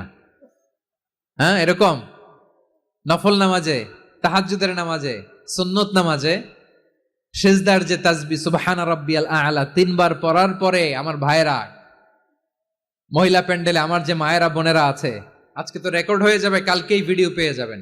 তিনবার সুবহানা রাব্বিয়াল আলা পড়ার পরে পড়বেন সুবুহুন কুদ্দুসুন রব্বুল মালাইকাতি ওয়ার রূহ। পড়বেন তো ইনশাআল্লাহ। আবার বিশ্বনবী বলেন ইন্নাল্লাহা তাইয়্যিব লা ইয়াকবালু ইল্লা তাইয়্যিবা। আল্লাহ পবিত্র, পবিত্রতা ছাড়া তিনি কিছু গ্রহণ করেন না, অপবিত্র কোনো কিছু আল্লাহ গ্রহণ করে না। অনেকে আছে ঘুষ খায়, সুদ খায়, অন্যায় অপরাধ চাঁদাবাজি যা আছে সব করে, হারাম টাকা, হারাম উপার্জন। এই হারাম উপার্জন দিয়ে আবার মসজিদ বানায়, আছে না নাই? ইনকাম সবটাই হারাম, ওইটা দিয়ে আবার এতিমখানা বানায়, আছে না নাই? আছে। ওইটা আল্লাহ কবুল করবে না, কারণ আল্লাহ নিজে পবিত্র। পবিত্র না হলে কিছুই অ্যাকসেপ্ট করেন না। সুবহানাল্লাহ পড়েন। তাহলে বুঝলাম তিনি আল কুদ্দুস মানে অতি পবিত্র। এরপরে আল্লাহ বলেন আমি হচ্ছি আসসালাম। আওয়াজ করে বলেন আসসালাম। আসসালাম মানে হচ্ছে শান্তির আধার। সালাম মানে কি? শান্তির আধার, যার কাছ থেকে শান্তি আসে। দ্য সোর্স অফ পিস, তিনি শান্তির আধার। এজন্য আমরা একে অপরের সাথে দেখা হলে কি বলি? সালাম। কি বলি? সালাম সালাম হাজার সালাম, সকল শহীদ স্মরণে আমার হৃদয় রেখে যেতে চাই তাদের স্মৃতির চরণে। আমরা সকল ভাষা শহীদ, সকল মুক্তিযোদ্ধা, তাদের জন্য দোয়া করি। এবং 24-এর ছাত্র নাগরিক অভ্যুত্থানে যারা শাহাদাতের সর্বোচ্চ নাজরানা পেশ করে এই নতুন ভোরের বাংলাদেশ আমাদেরকে উপহার দিয়েছে, তাদের জন্য আল্লাহর কাছে দোয়া করি। সবাই বলেন আমিন। আমার প্রিয় বারোয়াখালীবাসী, আপনার কি ক্লান্ত হয়ে গেছেন? কষ্ট হচ্ছে? সবাই আওয়াজ করে তাকবীর পড়ুন, লিল্লাহে তাকবীর। এই আপনাদের গলার আওয়াজ। এতগুলো মানুষ তাকবীর পড়লে এতটুকু আওয়াজ হয় আমি বিশ্বাস করি না। আওয়াজ করে পড়েন সবাই, লিল্লাহে তাকবীর, লিল্লাহে তাকবীর, লিল্লাহে তাকবীর। আল্লাহর একটা নাম হচ্ছে আসসালাম, মানে হচ্ছে শান্তির আধার, দ্য সোর্স অফ পিস। শান্তি দেওয়ার মালিক কে? এজন্য শান্তি চাইবো কার কাছে? আল্লাহ তুমি আমার দেশটাকে শান্তিময় করো, বলেন আমিন। আল্লাহ তুমি আমাদের পরিবারের শান্তি নসিব করো, বলেন আমিন। আল্লাহ আমাদের জীবনটাকে তুমি শান্তিময় করো, পড়েন আমিন। এজন্য বিশ্বনবী সালাম ফিরানোর পরে 3 বার পড়তেন আস্তাগফিরুল্লাহ, আস্তাগফিরুল্লাহ, আস্তাগফিরুল্লাহ। এরপরে বিশ্বনবী পড়তেন আল্লাহুম্মা আনতাস সালাম ওয়া মিনকাস সালাম তাবারাকতা রাব্বানা ইয়া যাল জালালি ওয়াল ইকরাম। ও আল্লাহ আপনি শান্তির আধার, আপনার কাছ থেকে শান্তি আসে, আপনি বরকতময়। এই দোয়াটা পড়েন আপনারা সালাম ফিরানোর পরে, পড়েন না? পড়বেন আজকে থেকে, আল্লাহুম্মা আনতাস সালাম ওয়া মিনকাস সালাম তাবারাকতা ইয়া যাল জালালি ওয়াল ইকরাম। আবার জান্নাতের আরেকটা নাম হচ্ছে দারুস সালাম, মানে শান্তির ঘর। জান্নাতের আরেকটা নাম কি? দারুস সালাম। ওই দারুস সালামে আমরা যেতে চাই কি চাই না? আমরা ওই জান্নাতের অধিবাসী হতে চাই কি চাই না? এই বারোয়াখালীর ঐতিহাসিক তাফসীরুল কোরআনের ময়দানে আমরা যেমনি একত্রিত হলাম, আল্লাহর জান্নাতেও যেন আমরা এভাবে একত্রিত হতে পারি। আল্লাহ তুমি কবুল করো। আওয়াজ করে পড়েন আমিন। সালামের পরে আল্লাহ বললেন আল মুমিন। আমার আরেকটা নাম হচ্ছে আল মুমিন। আল মুমিন মানে হচ্ছে নিরাপত্তা দানকারী। আমাদের নিরাপত্তা দেয় কে? নাকি পুলিশ বাহিনী, নাকি বিজিবি, র্যাব, সেনাবাহিনী, হ্যাঁ, নাকি এই যে ফায়ার সার্ভিস? কারা নিরাপত্তা দেয়? আজকের এই প্রোগ্রামের জন্য আমাদের ফায়ার সার্ভিসের ভাইরা অনেক কাজ করেছেন, আমি শুনেছি। ভাইরা স্পেশালি দোয়া চেয়েছেন এবং তাদের একটা সুনাম আছে বাংলাদেশে। জীবনের ঝুঁকি নিয়ে ফায়ার সার্ভিস বাহিনী তারা বিপন্ন মানবতাকে রক্ষা করে, ঠিক কিনা বলেন? আমি ভাইদের জন্য দোয়া করি, এই ফায়ার সার্ভিস ইউনিটকে, এই ডিপার্টমেন্টকে আল্লাহ তাআলা তুমি কবুল করো। ওনারা আমাদের শৃঙ্খলা, শান্তি শৃঙ্খলা, সিকিউরিটি এনশিওর করেন, কিন্তু আসল নিরাপত্তা দেওয়ার মালিক কে? আমার ভাইরা, দুনিয়াতে টাকা হলে বডিগার্ড মিলে, কিন্তু রুহু গার্ড মিলে? রুহু গার্ড মিলে? যে আমি 10 লক্ষ টাকা দিব, রুহু গার্ড লাগবে, আমার রুহু কেউ চিনে নিতে পারবো না, এরকম পাওয়া যায়? কি পাওয়া যায়? হ্যাঁ, বডিগার্ড পাওয়া যায়, রুহু গার্ড পাওয়া যায় না। ওই রুহের নিরাপত্তা দেয় কে? আল মুমিন, দ্য প্রোভাইডার অফ সিকিউরিটি। তিনি নিরাপত্তা দেয় তার নেককার বান্দাদেরকে, দুনিয়াতে নিরাপত্তা দেয়, আখিরাতেও নিরাপত্তা দেয়, ঠিক কি না? আবার আল্লাহ বললেন আল্লাযী আত'আমাহুম মিন জু'ইন ওয়া আমানাহুম মিন খাউফ, তিনি এমন সত্তা যিনি ক্ষুধা লাগলে তোমাদেরকে খাদ্যের ব্যবস্থা করে, আবার ভয়ের সময় তিনি তোমাদেরকে নিরাপত্তার ব্যবস্থা করে। ঠিক কিনা বলেন? আমরা যখন বিপদে পড়ি নিরাপত্তা দেয় কে? সাগরের তুফানের ভেতরে পড়ে যখন আল্লাহর কাছে ফরিয়াদ করি আমাদেরকে বাঁচায় কে? বিমানের ভেতরে যখন বিপদে পড়ি, যখন আল্লাহর কাছে সাহায্য চাই, বাঁচায় কে? কঠিন বিপদের মুহূর্তে আমাদেরকে সিকিউরিটি দেয় কে? সে আল্লাহ বললেন আমার আরেকটা নাম হচ্ছে আল মুমিন, আমি নিরাপত্তা দেই। এরপরে আল্লাহ বললেন আমার আরেক নাম হলো আল মুহাইমিন। আরেক নাম কি? আল মুহাইমিন। আল মুহাইমিন মানে হচ্ছে দ্য ওভারসিয়ার, দ্য অবজারভার, পর্যবেক্ষক, যিনি মনিটরিং করেন আমাদের সব অ্যাক্টিভিটি, তিনি মনিটরিং করেন। কোনোভাবে তার চোখকে ফাঁকি দেয়া যায় না। আল্লাহর চোখ ফাঁকি দেয়া যায়? আচ্ছা আওয়াজ করে বলেন তো, পুলিশ ভাইদের চোখ, পুলিশের চোখ মাঝে মাঝে ফাঁকি দেয়া যায় কি যায় না? সেনাবাহিনীর চোখ, র্যাবের চোখ, ইনকাম ট্যাক্স অফিসারের চোখ, দুর্নীতি দমন কমিশনারের চোখ, কিন্তু আল্লাহর চোখ? আল্লাহর চোখকে কশ্চিন কালেও কখনো ফাঁকি দেয়া যাবে? যেখানেই যান, ঘরের ভেতরে ঢুকে জানলা লাগিয়ে দরজাটা লক করে যদি অন্যায় করেন, পাপ করেন, দুনিয়ার কোনো চোখ দেখে নাই, দেখেছে কে? পর্দার আড়ালে যে যদি পাপ করেন, দেখে নাই, দেখেছে কে? গহীন সাগর তলে ঢুকেও যদি অন্যায় করেন, কেউ দেখে না, সেটা দেখেন কে? আপনি কি ভাবছেন আটলান্টিক মহাসাগরের ভিতরে চলে গেলে তার আল্লাহ দেখবে না? প্রিয় বারোয়াখালীবাসী, আপনারা ওশেন গেট কোম্পানি নাম শুনছেন? ওশেন গেট, তারা এই যে টিটান সাবমার্সিবল একটা সাবমেরিনের মতো বানাইছিল, যেটা টাইটানিক জাহাজের ভগ্নাংশ দেখার জন্য অনেক লোক যে মারা গেছিল না, ওটা সাগরের একেবারে গহীনে চলে যায়। এই টিটান সাবমার্সিবল দিয়ে সাগরের একেবারে গহীনে চলে যাওয়া যায়। তো ওইটার ভিতরে ঢুকে যদি আপনি আটলান্টিকের তলায় চলে যান, তাইলেই তো আল্লাহরে ফাঁকি দিতে পারবেন, আর তো আল্লাহ দেখতে পারবে না। পারবে না? সাগরের অতল গহ্বরে চলে গেল, পাহাড়ের সুরঙ্গের ভেতরে ঢুকে গেল, মহাকাশ স্টেশন পাড়ি দিয়ে মঙ্গলে পাড়ি জমালেও আমার আল্লাহর চোখ কশ্চিন কালেও ফাঁকি দেয়া যাবে? এজন্য সে আল্লাহ বললেন লা তুদরিকুহুল আবসার ওয়া হুয়া ইউদরিকুল আবসার ওয়া হুয়াল লাতীফুল খাবীর।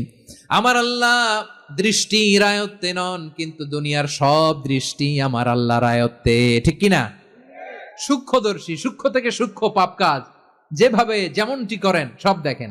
মুখে না বললে অন্তরেও চিন্তা করলেও অন্তরে চিন্তার উদ্রেক ঘটেছে, ওইটা তো কেউ জানে না, কিন্তু জানেন কে?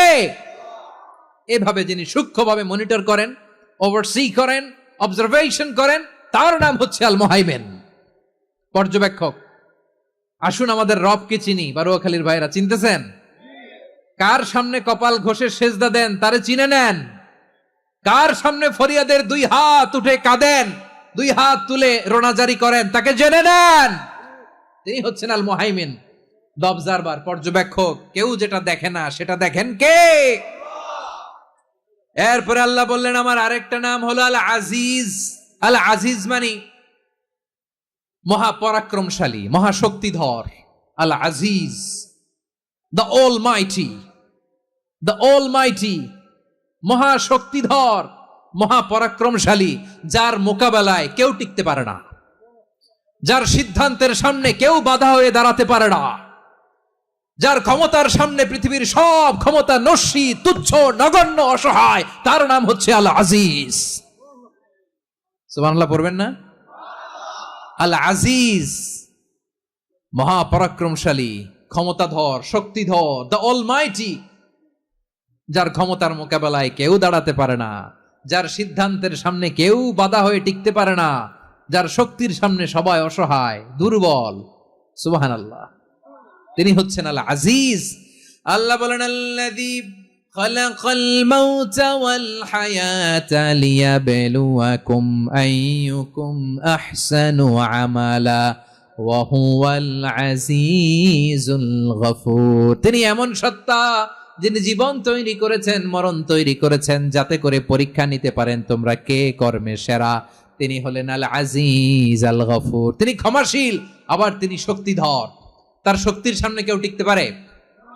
আমরা পৃথিবীর সব দেশের মিলিটারি ব্যাটালিয়ন নিয়ে যদি আল্লাহর সামনে দাঁড়াই, তাহলে তো আর আল্লাহ পারবে না নাকি? হ্যাঁ, পৃথিবীর সবচাইতে শক্তিশালী সেনাবাহিনী কোন দেশের জানেন? হ্যাঁ, আমেরিকার সেনাবাহিনী, তারপরে রাশিয়ার সেনাবাহিনী, চীনের সেনাবাহিনী, সব সেনাবাহিনী, নৌবাহিনী, বিমান বাহিনী যত আছে সব নিয়ে যদি আল্লাহর সামনে দাঁড়াই, পারবে তখন আল্লাহ আমাদের সাথে? হ্যাঁ, তার সামনে কোনো ক্ষমতা টিকতে পারে না, তার সামনে কেউ বাধা হয়ে দাঁড়াতে পারে না, তার সামনে গোটা বিশ্ব মুখ থুবড়ে থাকে অসহায়। তার নাম হচ্ছে আল আজিজ। চিল্লায় পড়েন সুবহানাল্লাহ। এরপরে আল্লাহ বললেন আমি হলাম আল জব্বার। জব্বার মানে দুর্দন্ত প্রতাপশালী, দ্য ডমিনেন্ট, যিনি সবাইকে বশ মানাতে পারেন, সবাইকে অনুগত করতে পারেন, যিনি সবাইকে পূর্ণ নিয়ন্ত্রণ করতে পারেন, তার নাম হচ্ছে আল জব্বার। আল্লাহ বলেন হুয়াল কাহিরু ফাওকা ইবাদিহি ওয়া হুয়াল হাকীমুল খাবীর। কাহিরু ফাওকা ইবাদি, তিনি বান্দাদের উপর কাহের, একচ্ছত্র নিয়ন্ত্রণকারী। তিনি যেমন চান তেমন ভাবে বশ মানাতে পারেন সবাইকে। তিনি হচ্ছেন আল জব্বার। তিনি কি? বিশ্বনবী ফরমান ইয়াখুদুল জব্বারু ইয়াউমাল কিয়ামাতি সামাওয়াতিহি ওয়া আরবাহু বিয়াদিহি। রব্বুল আলামিন কিয়ামতের দিন 7 আসমান 7 জমিন হাতের মুঠোয় নিয়ে এরকম ধরবেন। সুবহানাল্লাহ পড়েন। 7 আকাশ 7 জমিন আল্লাহর হাতের মুঠোয়। আমি যেরকম হাতের মুঠা করছি এরকম নাকি? না, যেমনটি আল্লাহর শানে খাটে ঠিক তেমন। সুবহানাল্লাহ বলেন। আল্লাহর সাথে কারো তুলনা হয়? তাহলে বলেন তো আল্লাহ দেখতে কার মতো? আওয়াজ করে বলেন আল্লাহ আল্লাহর মতো। আল্লাহ কার মতো? ওয়ালাম ইয়াকুল্লাহু কুফুয়ান আহাদ, তার মতো কেউ নাই। তাহলে তিনি কার মতো? তার মতো। আওয়াজ করে বলেন বারুয়াখালী, তিনি কার মতো? তার মতো। আল্লাহ তাআলা 7 আকাশ 7 জমিনকে হাতের মুঠোয় নিবেন, মুঠোয় নিয়ে বলবেন আনাল জব্বার। আরে আমি তো জব্বার, আইনাল জব্বারুন। দুনিয়ার স্বৈরাচারী গুলো আজকে কোথায়? দুনিয়ার জালিম গুলো কোথায়? দুনিয়ার অত্যাচারী বাদশাগুলো আজকে কোথায়? আল্লাহ বলবেন আমি তো জব্বার। দুনিয়াতে যারা জব্বার বলে নিজেদের দাবি করতো, স্বৈরাচার, ডিক্টেটর, জালিম, অত্যাচারী, আজকে তোরা কোথায়? কোথায়? কোনো আওয়াজ নাই, কোনো খাওয়া নাই, ওই দিন কোনো টু শব্দ নাই। ওই দিন ক্ষমতা হবে এক সত্তার। চিল্লায় বলো তিনি কে? এজন্য আল্লাহ বললেন আমি হলাম জব্বার। এরপরে আল্লাহ বললেন আমি হলাম মুতাকাব্বির। আমি কি? মুতাকাব্বির মানে হচ্ছে দ্য সুপিরিয়র। সুপিরিয়র, যার চেয়ে বড় কেউ নাই, তিনি সবচেয়ে বড়। এজন্য নামাজে প্রত্যেক রুকুতে সেজদায় আমরা সবাই বলি আল্লাহ আপনি সবচেয়ে বড়, ইউ আর দ্য গ্রেটেস্ট। আমরা বলি আল্লাহু আকবার। আমরা কি বলি? আওয়াজ করে সবাই পড়েন আল্লাহু আকবার। মানে আল্লাহ সবচেয়ে বড়। আল্লাহু আকবার মানে কি? আল্লাহ সবচেয়ে মহান, সবচেয়ে বড়। বলেন তো আল্লাহর চাইতে বড় কোন সত্তা এই মহাবিশ্বে দ্বিতীয় কেউ আছে? এজন্য আল্লাহ বলেন আমি হলাম আল মুতাকাব্বির। প্রকৃত গর্ব অহংকারের মালিক। আসল গর্ব, বীরত্ব, অহংকারের মালিক কে? আল্লাহ ছাড়া আর কারো অহংকার সাজে? সাজে না। আমাদের অহংকার সাজে? অহংকার সাজে না। আল্লাহ বলে আল কিবরিয়া ও রিদাই, অহংকার আমি আল্লাহর চাদর। ওয়াল আযামাতু ইজারি, বরত্ব আমি আল্লাহর লুঙ্গি। যে অহংকার করে ওই বেয়াদব কেমন যেন আমি আল্লাহর চাদর ধরে টান মারে। আর যে আমি আল্লাহর চাদর ধরে টান মারার স্পর্ধা করে, আলকাইতুহু ফিন্নার ফালা উবালি, ওরা আমি জাহান্নামে নিক্ষেপ করব, আই ডোন্ট কেয়ার। ওরা আমি জাহান্নামে ফেলি। কারণ অহংকার এটা মানুষের সাজে না, এটা সাজে কার? তিনি হচ্ছেন আল মুতাকাব্বির। আল্লাহ ডেকে বলে গোলাম কেমন করে তোর বরত্ব সাজে, অহংকার সাজে? হাল আতা আলাল ইনসানি হিনুম মিনাদ দাহরি লাম ইয়াকুন শাইআম মাযকুরা। মানুষের এমন একটা সময় ছিল, সে মানুষের উল্লেখ করার মতো তার জীবনে কিছুই ছিল না। আমাদের জীবনে একটা সময় ছিল উল্লেখ করার মতো আমরা কিছুই ছিলাম না। বলেন তো আমাদের মায়ের পেটে যখন আমরা ছিলাম, প্রথম আমাদের সাইজ এত ছোট ছিল, 1 ফোঁটা পানি, নাপাক পানি, মাইক্রোস্কোপ দিয়েও তো আপনার হদিস খুঁজে পাওয়া যায় না। তা আপনার অহংকার আসে কোত্থেকে? আপনার বাবার পিঠ থেকে যখন মায়ের জরায়ুর ভেতরে যে আপনি পড়লেন, আপনার আপনি এত তুচ্ছ, আমরা এত তুচ্ছ নগণ্য ছিলাম, মাইক্রোস্কোপ দিয়েও আমাকে খুঁজে পাওয়া যায় না, সেই আমি অহংকার করি। মায়ের পেটে 8 মাস 9 মাস তিলে তিলে আমাকে বড় হওয়ার তৌফিক দিলেন কে? দুনিয়াতে আসার পরে হায়রে দাঁত নাই, হাড্ডি চাবাইতে পারি না, ঠিক কিনা? আচ্ছা, বারুয়াখালীবাসী, আপনাদের ঘরে যাদের 6 মাস 4 মাসের বাচ্চা আছে, ওরা গরুর হাড্ডি খাইতে পারে? হ্যাঁ। তারপর হাঁসের হাড্ডি, মুরগির হাড্ডি চাবাতে তো খুব ভাল লাগে, তো এগুলো চাবাতে পারে? কি দুর্বল দেখছেন, ও কিছু খাইতেও পারে না। ওরে দুধ দিয়ে, তারপরে ওকে আপনার ডাল দিয়ে, সবজি দিয়ে একটা মিক্স খিচুড়ি বানাইতে হয়, এটারও আবার ব্লেন্ডার করতে হয়, এদিক দিয়ে দিলে বাচ্চার এদিক দিয়ে পড়ে। এ নাকি আবার অহংকার করবে। বড় হওয়ার পরে অসুস্থ হলে মানুষের চেহারা ফ্যাকাশে হয়ে যায়, আইসিইউতে যে আল্লাহ আমারে বাঁচাও, এতদিন কইতে আমি ক্ষমতার মালিক, এতদিন কি কইছে? আমি ক্ষমতার মালিক। আইসিইউর বেডে কি বলে? আল্লাহ আমারে বাঁচাও। দেখছেন ক্ষমতা? এই তো মানুষের ক্ষমতা, এই তো ক্ষমতা।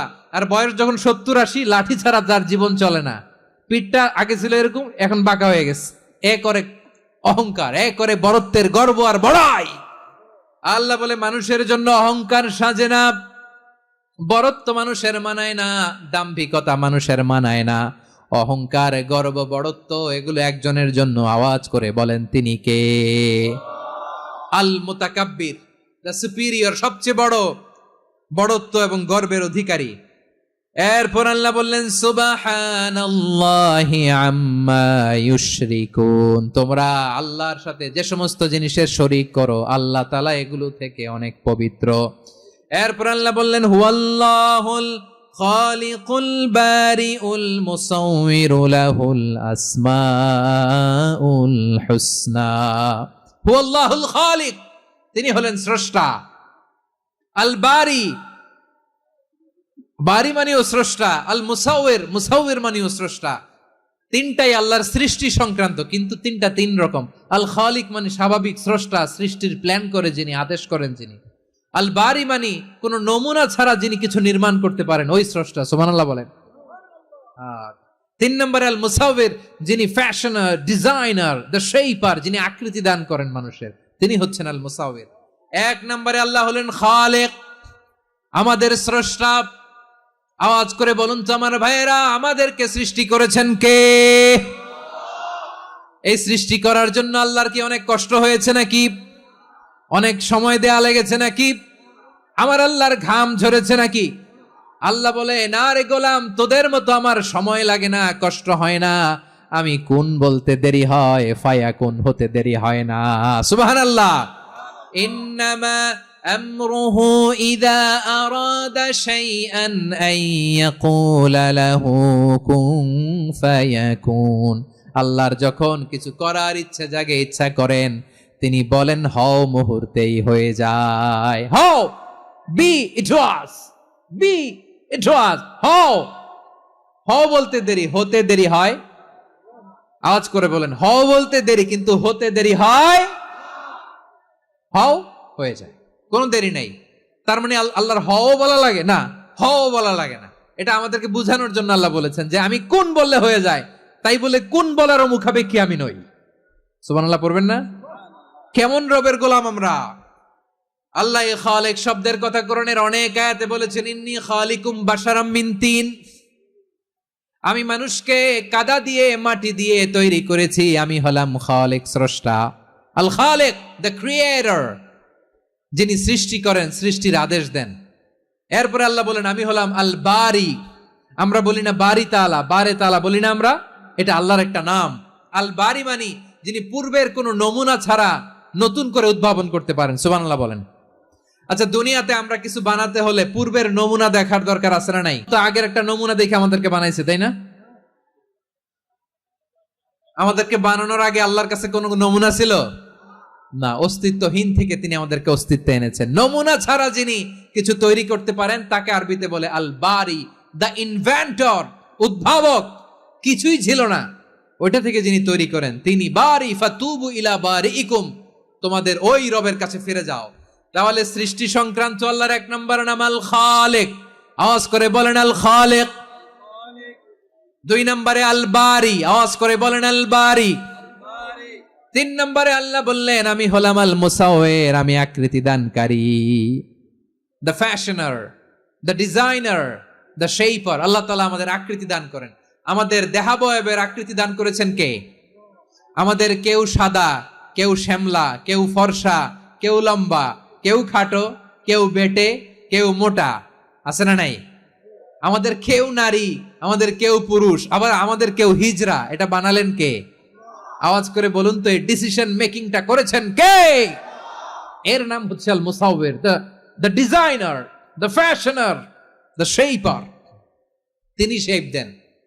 মায়ের পেটে থাকতে আমাদের কার কণ্ঠস্বর কেমন হবে, কার ডিএনএ, আমাদের দেহে যে সেলের মধ্যে যে ডিএনএ থাকে, ডাইঅক্সিরিবোনিউক্লিক অ্যাসিড, এটা দিয়ে আমাদের ফিচারগুলো ডিফাইন হয়।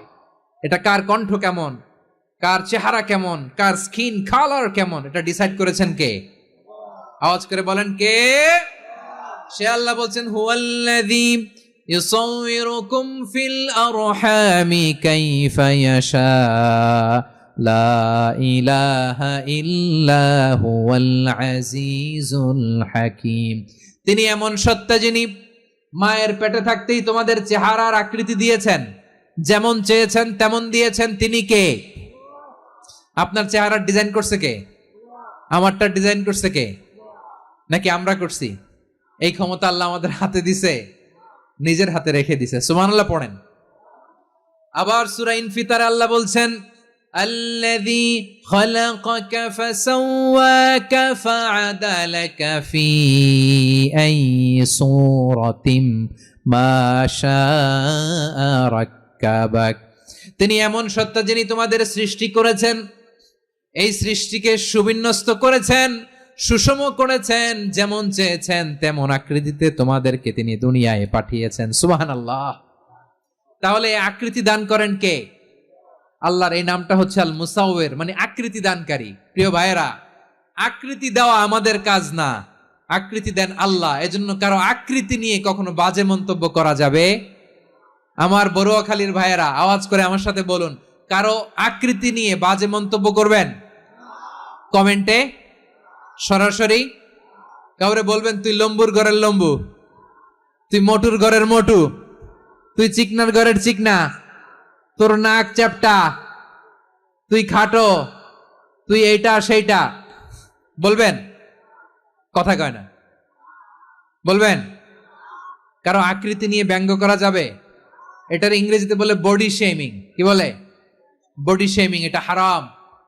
আমার কলিজার টুকরা বারুয়াখালীর নবাবগঞ্জের যুবক ভাইয়েরা, খবরদার, কোশ্চিনকালেও আমরা কারো দেহের আকৃতি নিয়ে, বডি শেপ নিয়ে মন্দ কথা, বাজে কমেন্টস করব? কারণ এই আকৃতিটা দিয়েছে কে? আচ্ছা, ও যে শ্যামলা, ওরে শ্যামলা বানালো কে? আর এই লোক যে ফর্সা, এরে ফর্সা বানালো কে? একজন লম্বা, কে বানালো? আরেকজন খাটো, কে বানালো? তো লম্বা বানাইছে আল্লাহ, বেটে বানাইছে আল্লাহ। ওরে যদি বেটে বলেন, গালিটা কি ওর কাছে যায় না? যায়। যে ওরে বেটে বানাইছে তারে দেয়া হয় গালি। কথা বুঝতেছেন? কারো আকৃতি নিয়ে যদি আপনি ব্যঙ্গ করেন, তাহলে যে যে সত্তা এই আকৃতি দিয়েছে তাকে ব্যঙ্গ করা হয়। আম্মাজান আয়েশা রাদিয়াল্লাহু তাআলা আনহা, আমাদের প্রিয় আম্মাজান, বিষ্ণু ইসা ইসলামের প্রিয়তমা স্ত্রী, উনি বিষ্ণু ইসা ইসলামের আরেক স্ত্রী, ওনার নাম হচ্ছে সাফিয়া, উনিও আমাদের আম্মাজান। ওনার ব্যাপারে একটা কথা বলতে যে একটা কথা বলেছিলেন, রাসূল সাল্লাল্লাহু আলাইহি ওয়াসাল্লাম এটা পছন্দ করেননি। উনি বললেন যে আপনার স্ত্রী এমন এমন, সরাসরি বলেন না, ইঙ্গিত দিয়ে। নারীদের মধ্যে মানবিক কারণে জেলাসি একটু থাকে, এটা স্বাভাবিক। এটা থেকে নবীর স্ত্রীরাও মুক্ত ছিলেন না, এটা থাকবে। তো তিনি বলেছিলেন যে আপনার অমুক স্ত্রী কাদা ওয়া কাদা, সফিয়া তো এমন এমন, তাআনি কাসীরা, এটা দিয়ে বুঝিয়েছিলেন একটু খাটো, একটু স্থূলাকৃতির, একটু মোটা ছিলেন, উনি খাটো ছিলেন। ইঙ্গিত করে যখন রাসূল সাল্লাল্লাহু আলাইহি ওয়াসাল্লামকে এটা বললেন, রাসূল সাল্লাল্লাহু আলাইহি ওয়াসাল্লাম এটা পছন্দ করলেন না। আল্লাহ রাসূল বললেন, আয়েশা তুমি এটা কি বললে? এমন কথা তো তোমার কাছ থেকে আশা করি নাই। তুমি আমার আরেক বিবির ব্যাপারে এমন কথা বললে। আয়েশা, তুমি কি জানো, লাকাদ কুলতি কালিমাতান লাউ মুজিজাত বিমাইল বাহরি লামাজাজাতহু, তুমি এমন একটা কথা মুখ দিয়ে উচ্চারণ করেছো, এই শব্দগুলো যদি সাগরের পানিতে ছেড়ে দেয়া হয়, এই কথার তিক্ততার, পঙ্কিলতার কারণে নীল সাগরের পানি মুহূর্তেই কালো হয়ে যাবে। আয়েশা, খবরদার, আর এরকম বলো না, আর বলো না। রাসূল সাল্লাল্লাহু আলাইহি ওয়াসাল্লাম কখনো বডি শেমিং কে স্পেস দিতেন না, সুযোগ দিতেন না। আল্লাহ নবী সাল্লাল্লাহু আলাইহি ওয়াসাল্লামের এক সাহাবী আব্দুল্লাহ ইবনে মাসউদ রাদিয়াল্লাহু তাআলা আনহু, ওনার পা গুলো ছিল খুব সরু আকৃতির, কৃষ বর্ণের, চিকন। উনি আরাক নামে এক গাছের উপরে উঠেছেন, ডাল ভাঙবেন, ডালা ভেঙে কি করবেন? মেসওয়াক করবেন। তো বাতাসের ঝাপটায় ওনার লুঙ্গি একটু সরে গেল, নিচ থেকে লোকেরা ওনার ওই চিকন পা দেখে ফেললো। দেখে সবাই হেসে কুটি কুটি হাসতেছে সবাই। বিষ্ণু সাল্লাল্লাহু আলাইহি ওয়াসাল্লাম বললেন, হাসলা কেন? সব সাহাবারা বলে, ইবনে মাসুদের পা দেখে হাসছি। রাসূল সাল্লাল্লাহু আলাইহি ওয়াসাল্লাম বলেন, আমার আব্দুল্লাহ ইবনে মাসুদের পা দেখে তোমরা এরকম হাসলা, তার আকৃতি নিয়ে তোমরা এরকম করলা, তোমরা কি জানো? ওয়াল্লাযী নাফসি বিয়াদিহি, সেই সত্তার শপথ যার হাতে আমার আত্মা, লাহুমা আসকালু ফিল মিজানি মিন উহুদ, আমার ইবনে মাসুদের পা দুইটা যদি মিজানের পাল্লায় কিয়ামতের দিন উঠিয়ে দেওয়া হয়, উহুদ পাহাড়ের চেয়ে বেশি ভারী হয়ে যাবে। খবরদার, কারো আকৃতি নিয়ে ব্যঙ্গ করো না, কারণ আকৃতি সে নিজেরা বানায় নাই, এই আকৃতি দিয়েছে কে? ও ভাই, আমার আকৃতি কেমন হবে এটা ফিক্স করার দায়িত্ব যদি আল্লাহ আমাকে দিত, আমি কি করতাম বলেন তো দেখি, উত্তর দেন। সুন্দর করে নিজেকে সুশোভিত করে, শুভ্র, ফর্সা, ড্যাশিং, ফ্যাসিনেটিং, স্মার্ট করে নিজেকে তৈরি করতাম, ঠিক কিনা? কোন নারীকে যদি তার চেহারা, রং, গড়ন, অবয়ব, দেহাবয়ব, আকৃতি, শেপ কেমন হবে এটা ফিক্স করার দায়িত্ব যদি আল্লাহ তাকেই দিয়ে দিতেন, সে নিজেকে সবচেয়ে সুন্দরী, সবচেয়ে রূপবতী করে তৈরি করতো, ঠিক কিনা? তো এটা আল্লাহ তাআলা দেন নাই, এটা পরীক্ষা হিসেবে রেখে দিয়েছেন। আল্লাহ কাউকে ফর্সা বানিয়েছেন, এটা তার জন্য পরীক্ষা। কাউকে আল্লাহ শ্যামবর্ণের বানিয়েছেন, এটা তার জন্য পরীক্ষা। কাউকে আল্লাহ নারী বানিয়েছেন, এটা পরীক্ষা। কাউকে পুরুষ বানিয়েছেন, এটাও পরীক্ষা। চিল্লায় বলেন আল্লাহু আকবার। সে আল্লাহ বললেন, গোলাম আমি হলাম মুসাওয়ির, আকৃতি দানকারী, the fashioner, the shaper, the designer. এজন্য কারো চেহারা নিয়ে আজকে থেকে আমরা আর কোনো বাজে মন্তব্য করব, মনে থাকবে। অন্যেরটাও বলতে পারবেন না, নিজেরটাও পারবেন না। হায় রে আমি এত কালা কেন, হায় রে আমি এত খাটো কেন, হায় রে আমি এত, এগুলো বলা যাবে? এটা আমাদের একটা বড় আকীদার সাথে কন্ট্রাডিক্ট করে। সেটা হচ্ছে আর রিদা বিল কাদা, বিশ্বাসীরা আল্লাহ যেটা আমাদের জন্য কাদা ফয়সালা করেছেন এটাতে রাদি থাকে, সন্তুষ্ট থাকে, ঠিক কিনা বলেন? আর যদি আপনি কমপ্লেইন করেন তাহলে আপনার অসন্তোষ আপনি প্রকাশ করলেন। নারী হয়ে আপনি খুশি হবেন, আপনি পুরুষ তো এতেই খুশি হবেন। এখন পশ্চিমা বিশ্ব থেকে একটা রোগ বেরোইছে, এটার জেন্ডার ডিসফোরিয়া বলে। নারী হয়ে সে খুশি না, সে পুরুষ হতে চায়, এরকম আছে না নাই? পুরুষ, দিব্যি পুরুষ, সুস্থ পুরুষ, পুরুষ হয়ে হ্যাপি না, সে নারী হতে চায়। শরীফ হতে শরীফার গল্প আপনারা শোনেন নাই? এগুলোর সাথে ইসলামের কোনো সম্পর্ক? তাহলে আমাদের আকৃতি দেয় কে? চিল্লায় বলেন। আমার শেপ কিরকম, নিজের শেপ নিয়ে কমপ্লেন করবেন? অন্যের বডি শেপ নিয়ে আর কোনোদিন বডি শেমিং করবেন? যদি করেন, গালিটা কি তাকে দেয়া হলো নাকি আমার রবকে দেয়া হলো? এরপরে আল্লাহ বললেন লাহুল আসমাউল হুসনা, 14টা 13টা বলে ফেলছে, আরেকটা। আল্লাহর এরকম অনেক সুন্দর সুন্দর নাম আছে। ইউসাব্বিহু লাহু মা ফিস সামাওয়াতি ওয়াল আরদি ওয়া হুয়াল আজিজুল হাকীম। আকাশ জমিনে যা কিছু আছে সব কিছু তাসবিহ পড়ে একজনের, তিনি কে? সাব্বাহা লিল্লাহি মা ফিস সামাওয়াতি ওয়াল আরদি ওয়া হুয়াল আজিজুল হাকীম। আকাশে জমিনে যেখানেই যেটা থাক না, তাসবিহ পড়ে কার? জিকির করে কার? কিন্তু এই জিকিরের ভাষা আমরা বুঝি না। আপনারা কি জানেন এই যে মাউন্ট এভারেস্ট, এটাও জিকির করে কার? আমাদের বান্দরবানের যে চিম্বুক পাহাড়, জিকির করে কার? আমাদের ময়মনসিংহের গারো পাহাড়, জিকির করে কার? এই যে বারুয়াখালীর বিশাল বিশাল গাছগুলো, বৃক্ষরাজি, এগুলো জিকির করে কার? সাগরের অতল গহ্বরে মৎস্যকুল, জিকির করে কার? আকাশে ভেসে বেড়ানো পাখিগুলো, জিকির করে কার? চোখে আমরা যা দেখি সব গুণগান গায় কার?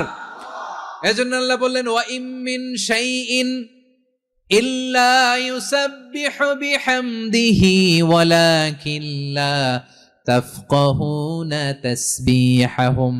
নবমণ্ডল, ভূমণ্ডল, আকাশে কিংবা জমিনে যেখানেই যেটা থাক না, সব আল্লাহর তাসবিহ পড়ে, কিন্তু সে তাসবির ভাষা তোমরা বোঝো না, ঠিক কিনা? তাদেরও তাসবির ভাষা আছে। পাখিগুলো তাদের ভাষায় আল্লাহর জিকির করে, পাহাড় তাদের ভাষায় আল্লাহর জিকির করে, সাগরগুলো জলোচ্ছ্বাসে ঢেউয়ের তালে তালে আল্লাহর জিকির করে। সুবহানাল্লাহ পড়েন। সে আল্লাহ বললেন ইউসাব্বিহু লাহু মা ফিস সামাওয়াতি ওয়াল আরদি, আকাশে যা আছে তাও আল্লাহর তাসবিহ পড়ে, জমিনে যা আছে তাও আল্লাহর তাসবিহ পড়ে।